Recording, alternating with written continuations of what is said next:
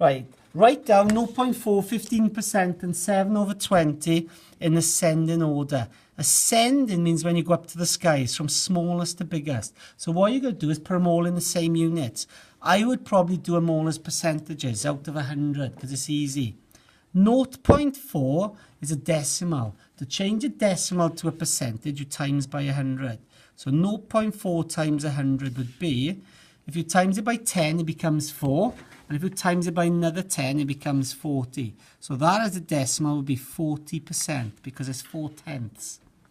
15% is already as a percentage, so that's easy. So that one I don't need to change. The last one, 7 out of 20.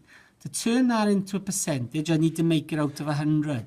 So if I want to make it out of 100, one way of doing it is to think, right, how many 20s go into 100? 20, 40, 60, 80, 100, 5.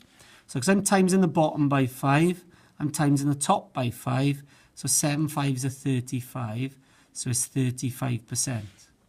Because 5 20s make 100, so 5 7s are 35.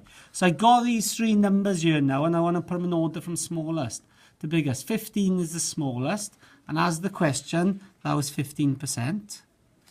35 is the next biggest, so that was 7 out of 20 in this original part of the question. And 40% is the biggest, which was 0.4.